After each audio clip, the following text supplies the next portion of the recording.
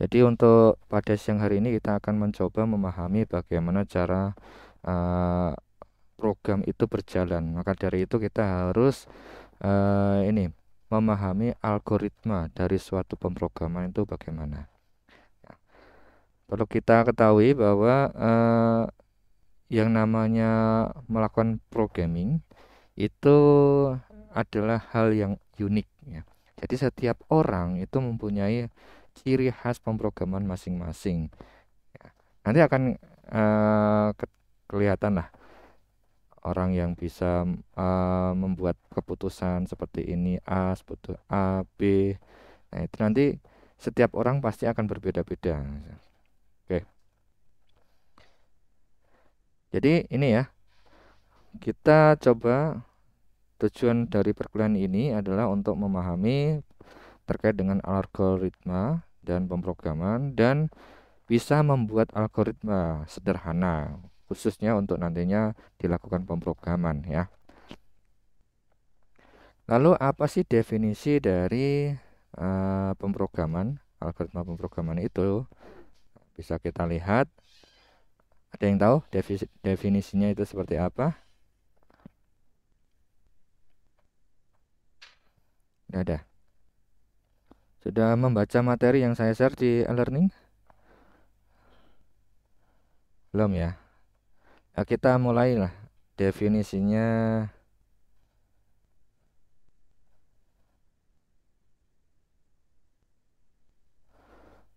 Definisi dari algoritma pemrograman. Yang pertama kita coba ini kan ada dua bahasa ya, algoritma program. Jadi algoritma sama program. Kita pilih satu persatu.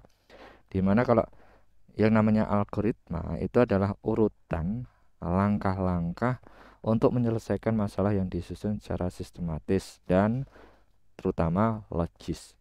Ini suatu algoritma. Jadi urutan langkah-langkah penyelesaian masalah. Bentar, ini ada teman kalian yang masuk. Oke.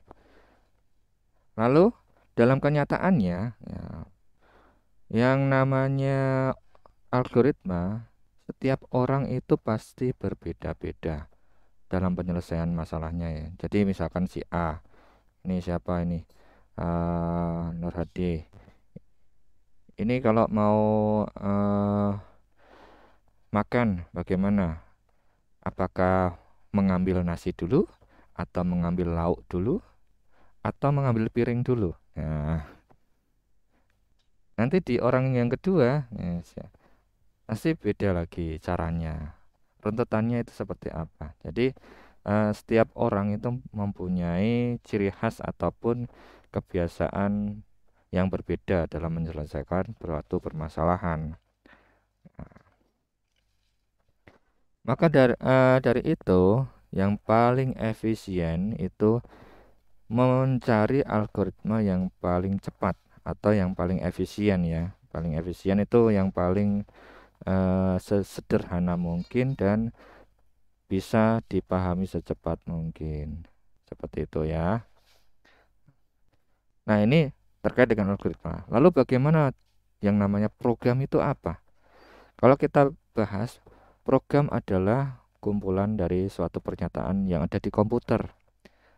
Nah, lalu metode apa yang digunakan? Metodenya yaitu tadi, metode dan tahapan sistematis pada program ini adalah algoritma. Jadi yang namanya program yang ada di komputer, ada yang di microcontroller, microprocessor, itu sifatnya adalah algoritma. Artinya algoritma itu yang buat siapa? Ya kita. Nah, maka dari itu kan komputer itu bisa berjalan, bisa bukan berjalan. Nanti takut-takutin ya. Bisa melaksanakan aktivitas seperti menjalankan program Word, aplikasi, kamera dan sebagainya. Itu yang membuat ya kita manusia yang dimana diterapkanlah algoritma secara khusus untuk menjalankan aplikasi tersebut. Lalu kesimpulannya apa? Jadi yang namanya program itu merupakan algoritma yang ditambah ataupun dikemas dalam suatu bahasa. Algoritma dan bahasa. Bentar.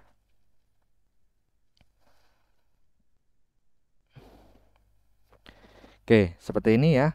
Jadi definisi dari algoritma pemrograman itu ya pastinya algoritma dan suatu bahasa. Nah, dari sini ada yang tanyakan dulu atau ada yang masih bingung terkait dengan definisinya? Ini kita pembukaan ya. Kita pahami terlebih dahulu sebelum kita melakukan pemrograman di microcontroller. Oke, belum ada ya. Berarti kita lanjut. Lalu apa keuntungan algoritma? Ya, ada yang tahu? Algoritma ya. Yang pertama keuntungan yang didapatkan untuk algoritma itu adalah pembuatan atau penulisan algoritma ini tidak tergantung pada bahasa pemrograman manapun. Misalkan kita ahli bahasa C, kita ahli bahasa web, kita ahli bahasa Android, kita ahli bahasa Java dan lain sebagainya. Ini tidak ada sangkut pautnya dengan algoritma. Yang namanya algoritma tadi ya, sesuai definisi awal itu adalah runtutan atau bagaimana cara kita menyelesaikan suatu permasalahan. Urutan ya, urutan atau step by step dalam kita mengatasi suatu atau menjawab suatu permasalahan. Lalu notasi algoritma ini itu dapat diterjemahkan dalam bahasa pemrograman. Nah, jadi bagi seorang programming itu biasanya dalam membuat pemrograman atau bahasa program itu mereka sudah mempelajari terkait dengan algoritma. Artinya untuk menjawab ini itu kita bayangkan bla bla bla bla. Ya, maka udah dapat nih, udah dapat bayangannya ini harus gimana, harus gitu, harus begini. Maka bagi si ahli bahasa pemrograman dia akan menerapkan algoritma ini ke dalam bahasa pemrogramannya mereka. Nah, jadi seperti itu ya. Algoritma adalah langkah awal sebelum kita membuat program. Apapun bahasa pemrogramannya, output yang akan dikeluarkan itu sama karena algoritmanya juga sama. Seperti itu ya. Nanti akan saya coba contohkan bagaimana untuk apa namanya penerapannya ya, penerapan algoritmanya. Outputnya sama dengan beberapa bahasa program yang berbeda. Lalu bagaimana ciri-ciri dari algoritma ini? Nah, yang pasti yang pertama adalah algoritma ini harus efektif ya. Oh, maaf.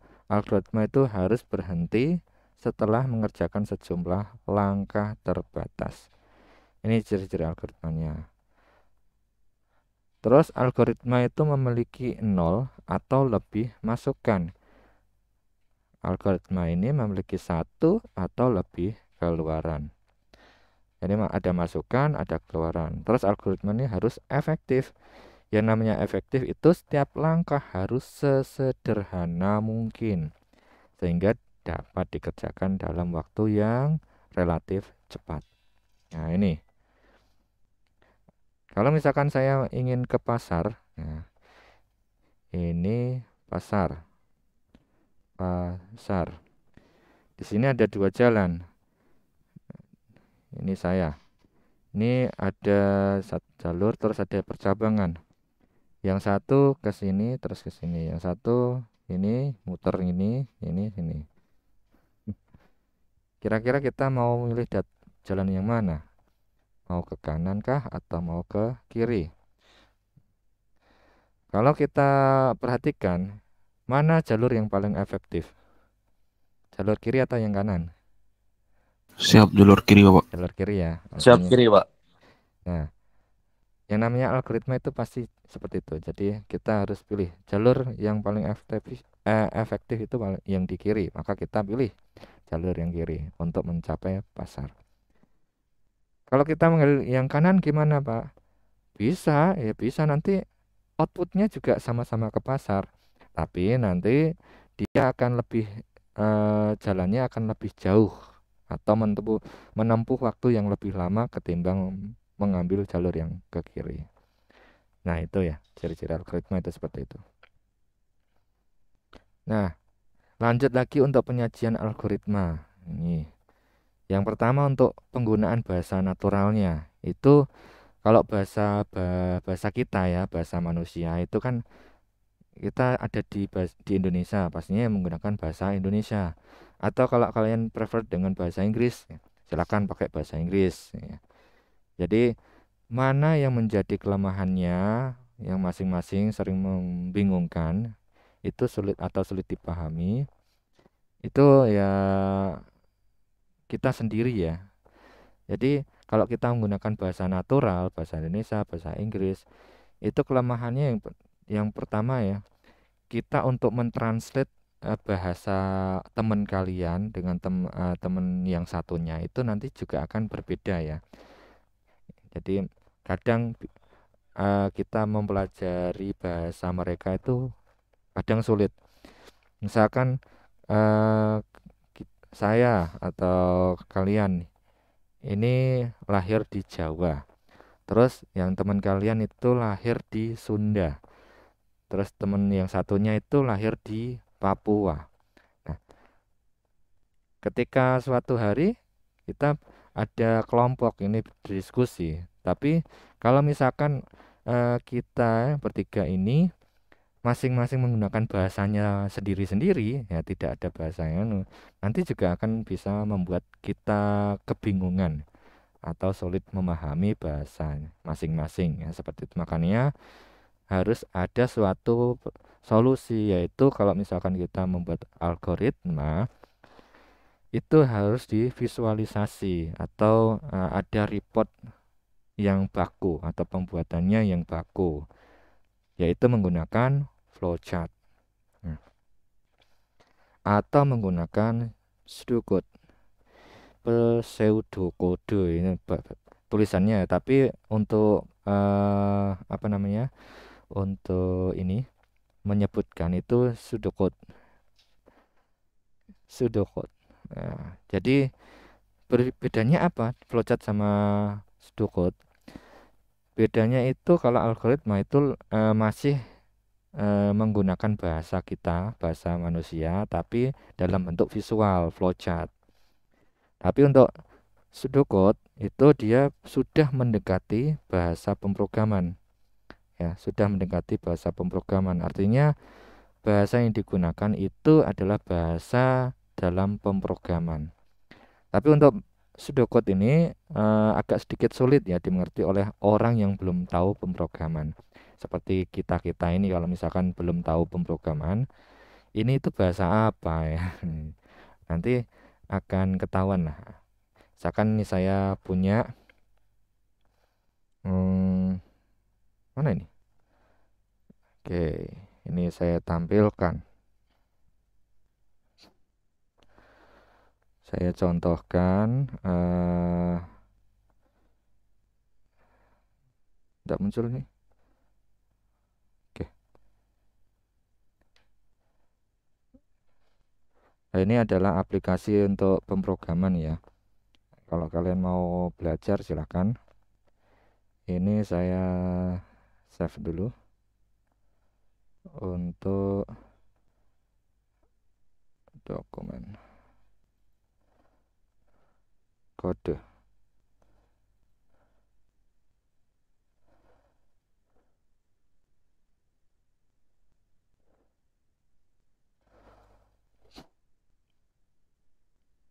Nah, yang namanya algoritma itu kan kita bisa membuat bahasa visual tersendiri. Misalkan ingin membuat teh. Nah, ingin membuat teh berarti melakukan sapa ya, sapa halo, halo kepada teman kita, berarti kan kita tinggal ucapkan kata halo. Kalau di pemrograman itu biasanya gini, halo.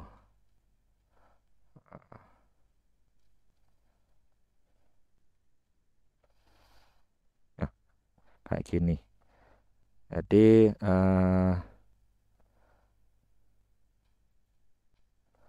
kurang lebih bahasa pemrograman itu ya lebih apa namanya ya, lebih berbeda, berbeda. Kalau kita ingin mengucapkan halo berarti ya tinggal kita ucapkan tulis halo. Tapi kalau di pemrograman kita ada instruksi ataupun function tersendiri untuk memanggil kata halo. Seperti itu. Jadi ini kayak ada instruksi atau function print ya kalau di pemrograman. Oke, seperti itu ya. Ada yang ditanyakan dulu?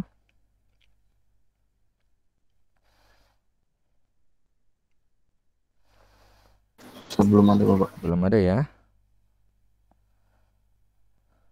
Oke, kita lanjut. Ini saya berikan contoh soal ya. Contoh algoritma pemrograman. Nah, di sini saya sudah punya dua gelas, gelas A dan gelas B, dan masing-masing gelas A ini terisi warna air warna merah, gelas B terisi air dengan warna biru. Nah, di sini itu tugas kita adalah bagaimana menukarkan isi air kedua gelas ini, di mana kalau yang tadinya gelas A ini warna merah, airnya ditukar menjadi warna biru. Begitupun sebaliknya, gelas B itu harus berwarna merah. Seperti itu. Lalu bagaimana algoritmanya kita? Ada yang bisa menjawab? Yang perlu kita siapkan apa? Kita butuh tambahan apa ini? Nah, ya, Butuhkan satu gelas lagi Bapak. satu gelas lagi ya. Oke, seperti ini ya. Jadi keadaan awal ini kita butuhkan satu gelas lagi untuk menjawab tadi bagaimana memindahkan air yang gelas A ke gelas B ke A. Terus ini langkah selanjutnya adalah bagaimana?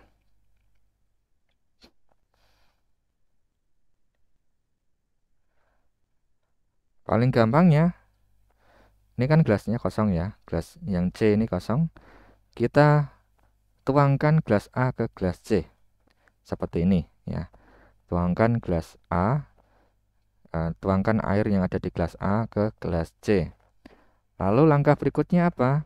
Nah, ini kan udah kosong ya gelas A-nya, makanya tadi kan tugasnya adalah memindahkan air yang ada di gelas B ke gelas A atau air yang warna biru ke gelas A. Ini udah kosong berarti kita coba masukkan ke air warna biru ini ke gelas A.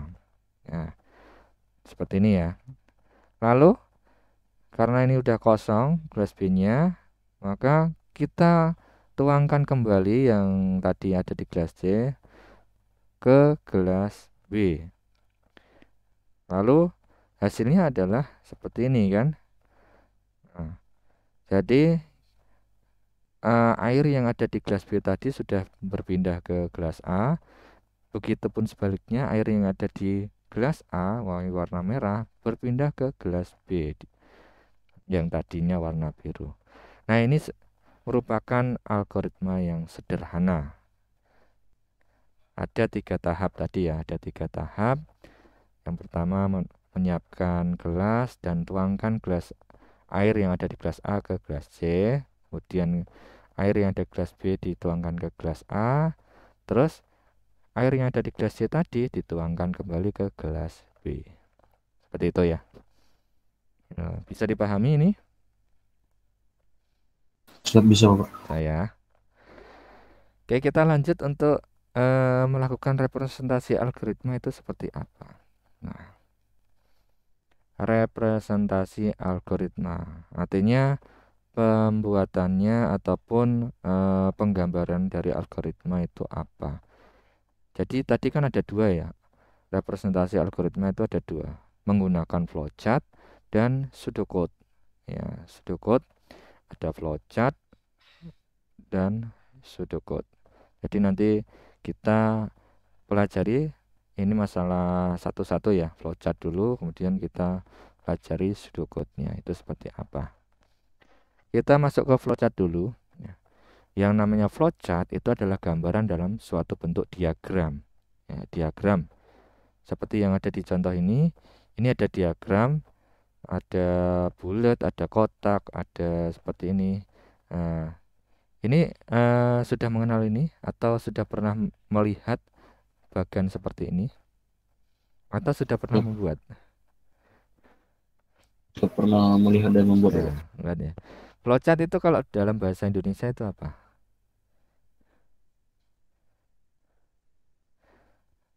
Flow, chart. Flow itu alir, chart itu bagan. Jadi biasanya bagan alir. Bagan alir. Kalau di dalam laporan penelitian ataupun dalam suatu laporan ini di elektronika dan lain sebagainya, itu ada yang namanya bagan alir atau yang dinamakan flowchart. Jadi tadi ya, bagan atau diagram alir ini merupakan gambaran dari bentuk diagram alir ya, di mana algoritmanya itu merupakan suatu program yang menyatakan suatu alur tersebut. Jadi kita mau tadi mau menuangkan memindahkan air yang ada di gelas A ke gelas B. Ini tadi ya, berarti harus disiapkan mulainya, kita harus prepare-nya, kita menyiapkan satu gelas tambahan lagi. Kemudian stepnya adalah prosesnya menuangkan ke gelas C dulu, yang gelas A-nya, gelas B-nya dituangkan ke gelas A. Kemudian yang di gelas C tadi dituangkan ke gelas B. Selesai. Nah, seperti itu. Oke, kita lihat jenis-jenis flowchart itu ada beberapa, ada dua ya. Kalau sistem flowchart ya, sistem flowchart ini merupakan urutan proses dalam suatu tindakan yang menunjukkan alat media, input, output, jenis media penyimpanan dalam proses pengolahan data. Kalau program flowchart itu adalah urutan instruksi dari suatu permasalahan atau persoalan yang digambarkan dengan simbol tertentu. Ya. Sistem flowchart dan program flowchart masing-masing mempunyai tipe yang sama,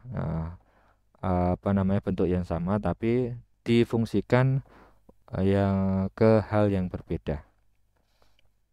Kalau untuk misalkan tahapan penelitian itu dia menggunakan sistem flowchart. Tapi kalau tadi untuk yang gelas air itu dia merupakan program flowchart seperti itu ya.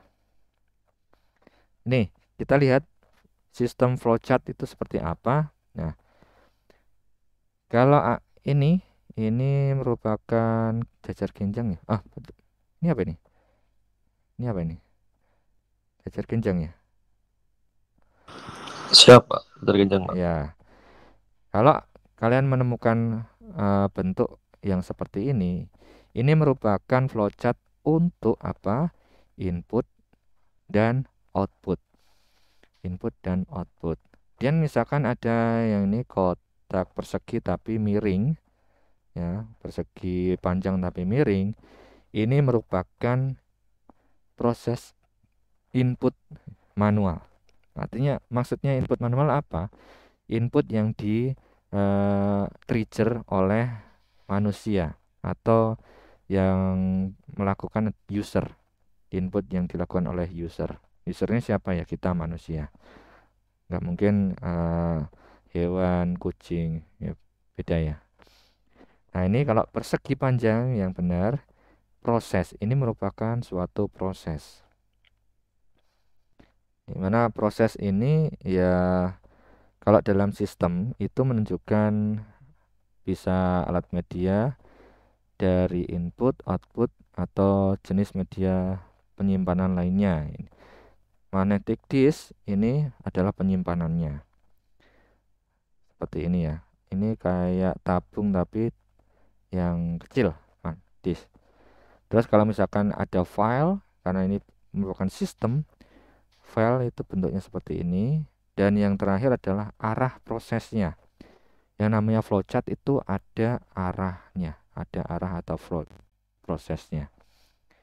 Ya, kita contohkan, buat contoh untuk flowchart system. Ya, flowchart system ini ada keyboard, ada CPU, ada magnetic disk, ada file. Ya. Ini sistem kerja yang ada di komputer. Ya. Komputer. Nah, keyboard itu adalah suatu inputan, tapi dia tidak bisa bekerja sendiri ya. Dimana kalau keyboard tidak ditekan, itu tidak akan bekerja ya. Iya atau tidak? Ada enggak keyboard yang bisa ngetik sendiri? Tidak ada, Bu. Tidak ada ya. Jadi keyboard itu dia bisa bekerja dengan cara pengetikan input manual yang dilakukan oleh user. Terus input keyboard ini dia masuk kemana? Masuk ke CPU atau prosesor. Prosesornya komputer atau ke microcontroller atau ke mini PC dan lain sebagainya. Terus dari sini, dari CPU kita bisa mengakses file. Kita bisa membaca, kemudian menyimpan, simpan, reading. Kita masukkan ke CPU, baru ke penyimpanannya di mana? Ke hard disk ya, hard disknya, atau biasanya SSD. Kalau yang sekarang itu kalau di HP micro SD. Nah, terus apa lagi? Ya, seperti ini ya. Ini sebagai contoh flowchart system. Lalu bagaimana kalau flowchart program? Nah, flowchart program itu agak sedikit berbeda ya. Kalau flowchart program itu seperti ini. Flowchart program. Jadi dimulai dari ini apa nih ya? Oval atau apa ya? Yang pertama ini ya hampir oval, hampir persegi tapi oval, tapi biasanya kalau dulu saya belajar itu oval atau biasanya dinamakan terminator. Terminator ini bukan apa Terminator yang ada di film-film ya, tapi ini Terminator untuk program flowchart. Fungsinya apa? Fungsinya adalah untuk memulai atau mengakhiri program. Jadi kalau kalian membuat flowchart itu harus diawali dengan mulai ya, Terminator mulai, dan nanti di bawah paling terakhir itu dikasih akhiran program, Ini untuk program ya, khusus program. Tapi kalau untuk flowchart system yang misalkan digunakan untuk misalkan tahapan penelitian ataupun kita memasang tadi, nanti berbeda ya, berbeda. Seperti tadi ada garis alir atau flow line. Garis alir. Ini digunakan fungsinya untuk arah aliran programnya kemana. Jadi misalkan dari submit A untuk proses A, dia lari kemana arahnya. Misalkan ini join A, ini dia ada aliran data. Terus ini mau kemana? Mau ke sini kah? Atau ke sini kah? Nah, itu kita yang menentukan alirannya, programnya kemana. Kemudian ada yang ini apa ya? Lupa saya ini. Yang pasti kalau bentuknya seperti ini, itu adalah preparation. Namanya preparation, digunakan untuk inisialisasi atau pemberian prepare alat-alat awalnya. Seperti tadi yang di contoh pertama, untuk memindahkan gelas, preparationnya apa? Kita butuhkan satu gelas lagi, satu gelas. Satu gelas berarti kita prepare atau persiapannya, prepare persiapan kita apa untuk memulai program ini? Kita masukkan ini. Dan ada kotak tadi, ada maaf, ini apa? Persegi panjang. Ini adalah proses. Proses ini digunakan untuk proses pengolahan data, perhitungan, atau proses yang lainnya. Yang penting kalau misalkan ini suatu proses atau prosedur, satu proses perhitungan atau proses pengolahan data, itu menggunakan persegi panjang. Seperti tadi, di sistem juga sama, kalau di program ini juga sama, yang namanya input data dan output data itu bentuknya seperti ini, jajar genjang. Nah, untuk mendefinisikan subproses, proses atau prosedur, kita menggunakan persegi panjang, tapi di ini ada kotak lagi ya, ada kotak lagi di dalamnya ini menyatakan suatu subprosedur. Jadi suatu program itu ada yang namanya program utama dan ada program pendukung, ada program kedua, di mana program kedua ini bisa dipanggil suatu saat ketika program satunya ini ingin ada instruksi tersendiri. Jadi program 2 ini dipakai ketika ada input atau trigger khusus di program utamanya. Seperti itu. Kemudian di sini ada decision, ada belah ketupat. Ini digunakan untuk apa? Membandingkan suatu pernyataan. Membandingkan suatu pernyataan atau seleksi data. Misalkan saya punya pernyataan ini. 10 lebih besar dari 2. Nah, ya atau tidak? 10 lebih besar atau dari 2? Ya atau tidak? Siap ya, Pak. Ya, Siap berarti ya, Pak. kalau ya, dia larinya ke sini alirannya. Kalau tidak, alirannya ke sini. Nah, seperti itu. Ini untuk decision. Seleksi data atau memberikan pilihan oleh program ini mau kemana. Jadi ketika ada pernyataan, ini mau kemana sih programnya? Nah, ada input datanya. Kita set data yang dibaca adalah 10. Jadi datanya yang di set adalah 10. Apakah ini lebih besar dari 2? Iya, berarti alirannya mengarah ke sini.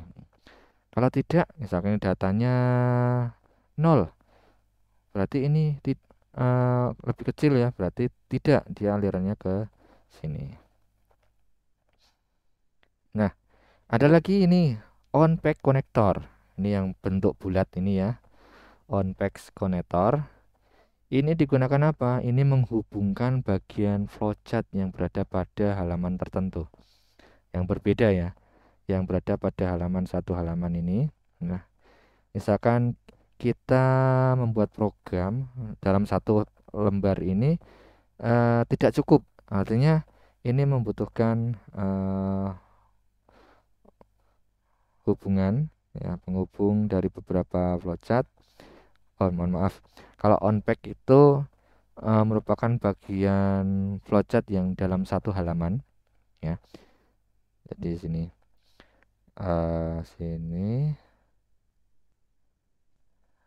saya hapus dulu.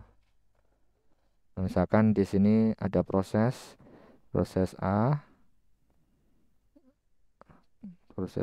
dia masuk ke ini A. Nah, dan ini suatu di sini program ini proses B. Ini ada decision sebagai contoh. Terus ini kalau iya ke A, kalau tidak ke B. Nah, ke A, kalau ke A berarti nanti masuknya ke sini. Walaupun kita tidak membuat diagram alir kayak gini, kalau misalkan tidak ada diagram alir, kita bisa menggunakan on pack connector. Konektornya ya ini harus meloncat ke A. Berarti setelah ada decision ini masuk ke langsung buat aja on back konektornya A. Jadi program ini dia akan mengarah ke meloncat ke ini instruksi ke A sini. Seperti itu. Nah, yang terakhir adalah off packs. Ya, dimana ini kotak tapi di ini ada lancip ya, di sini ini lancip. Misalkan ini sama posisinya, misalkan labelnya A. Ini digunakan untuk misalkan di sini ya. Ini saya buat gini. Set A. Nah, artinya maaf. Ini saya buat C aja. Nah, artinya di sini nanti digunakan untuk melompat halaman yang berbeda. Halaman yang berbeda, misalkan kita ada punya beberapa lembar dan di dalam penulisan program ini setelah decision ini kita masuk programnya ke sub program kedua. Artinya kita langsung loncat saja menggunakan konektor yang off packs ya di C. Seperti itu ya. Di C-nya itu nanti program subprogramnya gini. Set ini C, ini ada sub program C. Nah, nanti dia akan masuk ke sini. Setelah di halaman pertama ini, mungkin ini di halaman 3. Dari ini program di sini dia masuk ke sini. Loncat ke halaman 3-nya seperti itu ya. Oke, ada yang ditanyakan enggak? Ini flowchart program ya. Ini jadi kita fungsi dari masing-masing flowchart program. Ada yang ditanyakan dulu sebelum kita lanjut? Siap, dari saya belum ada, Bapak. Belum ada. Yang lain? Siap, belum ada, Pak. Belum ada. Siap, belum ada, Bapak. Oke, kalau belum ada, saya berikan ini tugas. Buatlah algoritma untuk membuat telur dadar. Ayo, gimana? Biar refresh ya, biar nggak ngantuk. Kita bayangin telur dadar, Pak. Ada yang bisa? Step-stepnya gimana? Siap, bisa, Bapak. Gimana stepnya? Ayo, siapa ini? Hilmi ya, benar. Siap, izin, Pak. Oh, Erik Andrianto. Izin, Pak. Untuk yang pertama pecahkan telur dulu, Pak. Dipecahkan terus telurnya. Kemudian masukkan ke dalam mangkok. Kemudian jika ingin ditambahkan bumbu, silakan ditambahkan bumbu. Kemudian diaduk hingga merata. Step selanjutnya, panaskan wajan, masukkan minyak, kemudian tunggu hingga panas, kemudian masukkan telur yang sudah diaduk tadi ke dalam wajan. Kemudian goreng hingga telurnya matang, Pak. Dan sudah siap untuk disajikan, Pak. Oke, sip. 100 buat kamu. Siap, ya, itu merupakan suatu algoritma yang sederhana ya, dimana cara untuk membuat telur dadar. Nah, kalau kita lihat telur dadar kan ya, tadi nyalakan api. Kalau ini saya dalam bahasa saya ya, nyalakan api kompor, nyalakan kompor api ya, kompor di api, tuangkan minyak dalam wajan, pecahkan telur. Jadi nah seperti ini. Jadi ini algoritma yang saya buat. Nah, tadi yang Erik buat tadi memecahkan telur dulu dalam mangkok, terus menuangkan minyak ke kompor dan lain sebagainya. Jadi setiap orang itu mempunyai ciri khas sendiri-sendiri ya. Jadi untuk mendapatkan, walaupun sama-sama keluarnya outputnya adalah telur dadar, tapi untuk proses dalam membuat telur dadar ini bisa berbeda-beda dari setiap orang.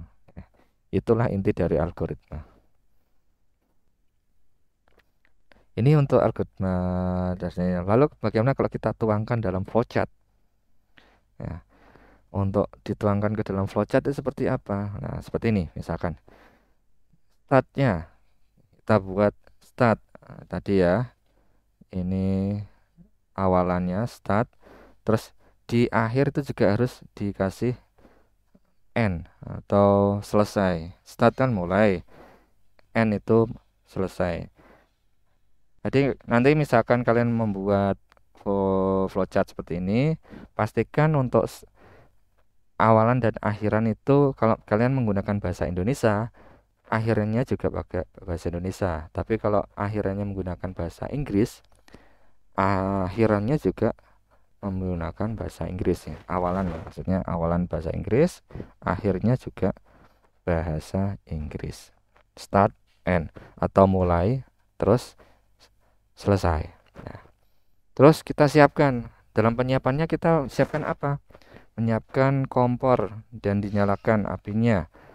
Terus ini ada input ya. Tuangkan minyak wajan, pecahkan telur dalam mangkok, tambahkan garam 1 sendok. 1 sendok apa ini? Ya, kalau misalkan ini ada tambahan, tuangkan garam 1 sendok makan. 1 sendok makan nih. Itu nanti bukannya enak tapi malah apa ya? Kasinan ya. Dan prosesnya gimana? Prosesnya mengaduk campuran telur dan garam tadi, menuangkan garam ke dalam wajan, telur ya tadi, telur yang tadi. Terus proses masak telur hingga matang, diaduk-aduk, diwolak-walik. Terus harusnya ini ada tambahan satu ya. Sebelum N itu output gini. Sajikan ke piring. Outputnya ya. Jadi seperti itu.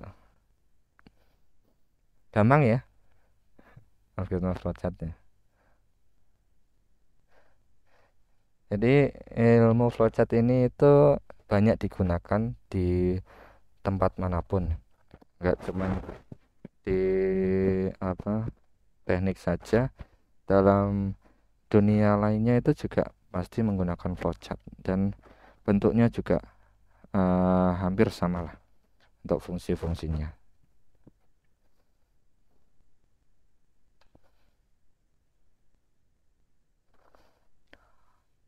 Oke, kita lanjut terkait dengan ini ya. Bisa kita simpulkan terkait dengan pembuatan flowchart itu, yang namanya flowchart itu tidak ada patokan ya. Tidak ada patokan atau tidak ada rumus. Jadi sifat yang bersifat mutlak itu tidak ada. Yang namanya flowchart itu murni dari kita sendiri atau pemrograman kita sendiri, di mana dia dapat bervariasi dalam satu programan dengan yang lainnya. Artinya program satu dengan program yang dua, pemrograman satu dengan pemrograman dua itu akan berbeda, namun outputnya itu tetap akan sama. Jadi sama apa? Prosesnya bagian paling utama itu bagian pengolahan itu atau pemrosesan itu. Flowchart itu ada 3 hal ya. Pastinya ada input, ada proses, dan juga ada apa? Outputnya. Ini yang namanya flowchart itu pasti ada 3 hal ini, 3 bagian utama, yaitu input, proses pengolahannya, terus output. Itu ya. Lalu apa anjuran yang harus dilakukan dalam pembuatan flowchart? Kita lihat. Yang pertama adalah hindari pengulangan atau proses yang tidak perlu atau logika yang berbelit-belit. Seperti tadi ya, kita harus belok ke kiri, kita memilih ke kanan. Mungkin mau yang berbeda lah dari teman-teman lainnya. Pengen yang lainnya lah, proses yang gimana? Nah, itu terserah kalian sih. Nah, kalau intinya kalau ingin membuat flowchart atau program yang bagus atau efisien, itu hindari pengulangan proses yang tidak perlu atau logika yang berbelit-belit. Ya, siapa yang suka berbelit-belit? Ya. Terus yang kedua adalah digambarkan dari atas ke bawah dengan diberikan tanda panah yang memperjelaskannya tadi. Dari kita mulai dari awal, kemudian ini input,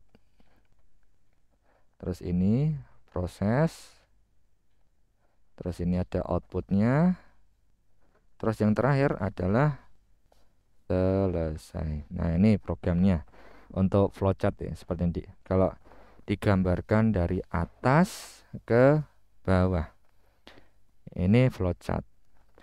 Terus ini tadi yang terakhir adalah yang ketiga adalah diawali dengan start dan end, atau diawali start dan diakhiri dengan end, mulai dan selesai. Seperti ini ya untuk anjurannya. Nah, bisa kita lihat untuk bagian arus logical flowchart itu seperti ini. Ada dua hal. Ada instruksi tanpa syarat dan ada juga instruksi yang bersyarat. Bedanya apa? Instruksi tanpa syarat itu ya, misalkan kita ada proses A, terus dari proses A itu kita masuk ke proses B. Terus di sini habis selesai proses B langsung masuk ke proses C. Ini yang dinamakan instruksi tanpa syarat. Bedanya dengan instruksi yang bersyarat itu apa? Misalkan gini, ini ada proses, terus di sini ada kondisi. Nah, ini ada persyaratannya. Ini yang dinamakan bersyarat itu dia mempunyai kondisi. Ini ya atau tidak. Nah, kondisinya apa? Ya, itu tergantung dari suatu flowchart yang ingin kita gunakan. Kalau kondisinya itu benar atau ya, dia akan masuk ke proses B. Kalau tidak, dia akan proses ke A. Oke, di sini bisa dimengerti antara instruksi bersyarat dengan instruksi yang tidak bersyarat. Bisa dipahami ya?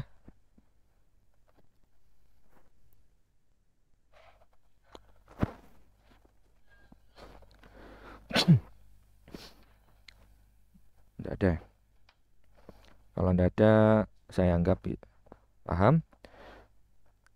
Nah, instruksi yang ketiga adalah instruksi pengulangan.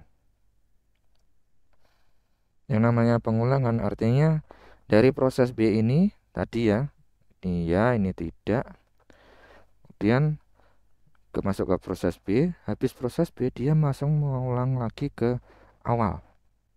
Nah, yang tadinya tidak ada, tiba-tiba dari proses B mengulang lagi ke awal. Ini yang dinamakan instruksi pengulangan. Nah, itu ya. Jadi ada 3 instruksi. Instruksi tanpa syarat, instruksi bersyarat, dan instruksi pengulangan. Ini untuk bagian alurnya. Bisa dimengerti? Bisa, Pak. Saya. Kalau bisa, ini saya punya soal. Buat algoritma untuk mencari rata-rata dari 3 bilangan yang diinputkan. Ayo. Siapa yang bisa?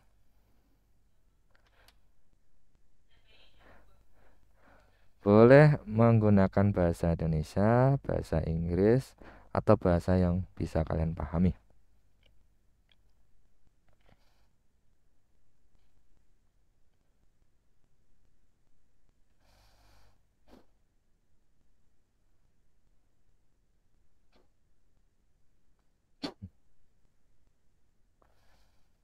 Udah ada nih. Oke.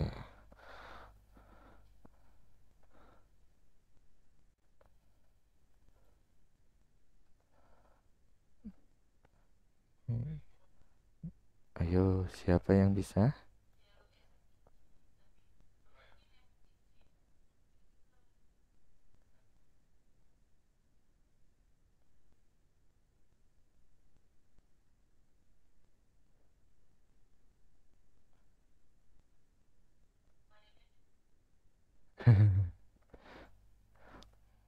Tidak ada nih. Oke, kita bahas satu langsung saja ya.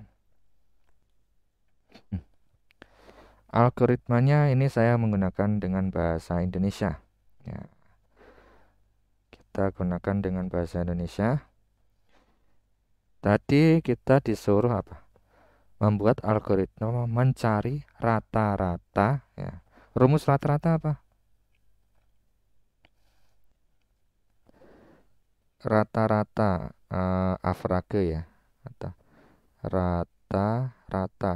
Rumus rata-rata adalah tadi ada 3 bilangan, berarti ada 3 bilangan, berarti kita menyiapkan bilangan A, bilangan B, bilangan C ya. Berarti kita membutuhkan 3 bilangan, bilangan A, bilangan B, dan bilangan C. Ini saya siapkan. Kemudian kita untuk mencari rata-rata kita perlu menjumlahkan terlebih dahulu ya. Berarti jumlahkan ketiga bilangan tersebut ya. Bilangan tersebut ini kita jumlahkan. Berarti kan kalau dalam matematika kan A plus B plus C ya. Langkah selanjutnya apa, algoritma step selanjutnya adalah kita bagi dengan 3. Karena ini totalnya 3 bilangan, maka kita harus membagi dengan 3. Kalau ada 4 bilangan, berarti pembagian berapa? Untuk mencari rata-rata dibagi berapa? Bagi 4. Setelah ditulis dibagi, berarti tinggal kita tulis hasilnya ya. Jadi seperti ini ya untuk algoritma untuk mencari rata-rata ya. Jadi R itu rata-rata sama dengan A plus B plus C bagi 3. Hasilnya adalah R ya. Lalu bagaimana untuk algoritma dengan flowchart? Algoritma flowchart ya seperti ini. Jadi kita mulai, untuk awalnya kita mulai. Nah, di sini kalian lihat ya, di akhirannya itu selesai. Ini mulai awalnya, di akhirnya juga selesai. Terus inputnya apa? Masukkan bilangan A, bilangan B, bilangan C. Terus jumlahnya kita jumlahkan.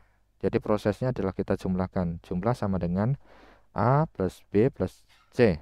Nah, terus proses yang kedua ini bagian bagian untuk instruksi tanpa syarat ya, seperti tadi ya. Jadi hasil dari jumlah ini prosesnya dimasukkan ke proses yang kedua. Ini proses A, ini proses B. Jumlah ini dibagi dengan 3 jadi rata-rata. Terus dari proses kita keluarkan hasilnya. Jadi untuk mengeluarkan output, ini namanya output ya, keluaran, berarti jajar genjang tulis rata. Nah, selesai. Jadi seperti ini. Ini untuk algoritma ya, untuk flowchart ya. Lalu untuk program bagaimana? Ini kita coba terapkan dengan menggunakan program. Ini tampil ya di tempat kalian nih. Tampil Bapak. Ya. Ini kita buat program. Berarti kita masukkan variabel A, misalkan ini 2, B itu 3, C itu 4.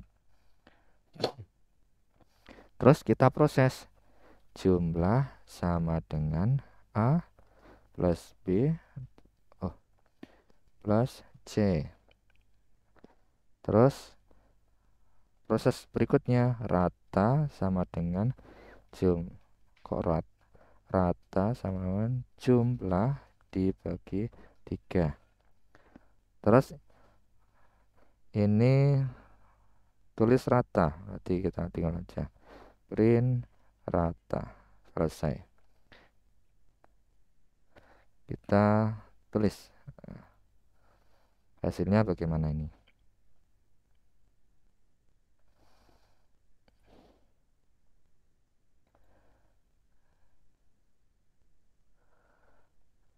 Nah, ini kita lihat hasilnya.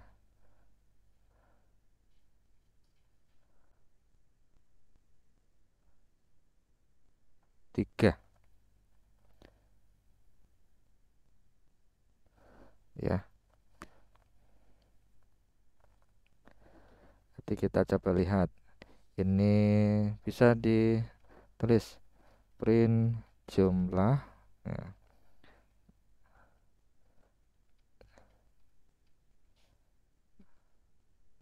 Jumlah sama dengan jumlah, kemudian ini rata-rata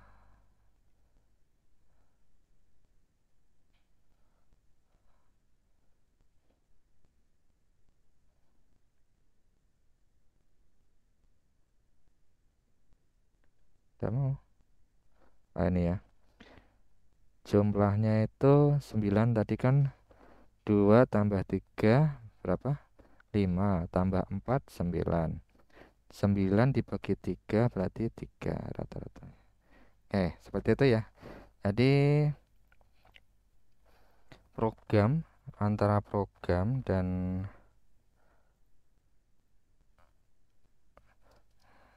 antara pemrograman dan algoritma itu saling berhubungan ya, terhubung.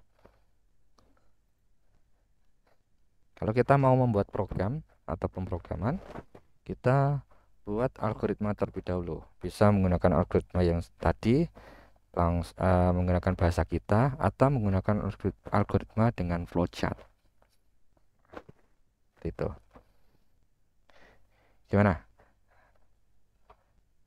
Bisa dipahami atau masih bingung? Atau ada contoh lagi? Atau ada yang ingin ditanyakan? Ini baru awal ya, belum kita nanti mempraktekkan cara memprogram di microcontroller.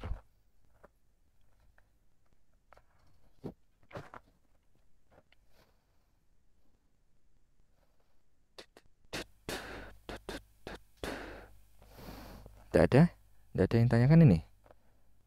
Udah paham semua ya berarti ini. Wah, hebat. Hebat tenan. Ya, kalau sudah paham semua artinya ini siap untuk saya berikan tugas. Ya, tugas ini nanti silahkan kalian kumpulkan ya. Nah, tugasnya ini silahkan kalian buat buat algoritma ya.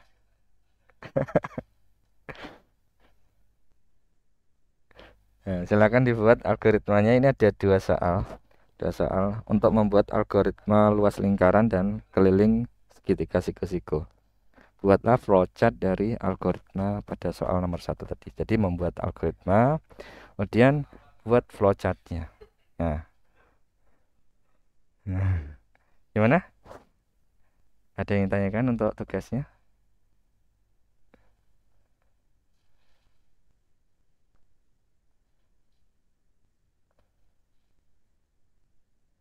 Tidak ada ini. Halo, suara saya masih bisa terdengar? Siap, Pak. Cukup, Pak, mungkin, Pak.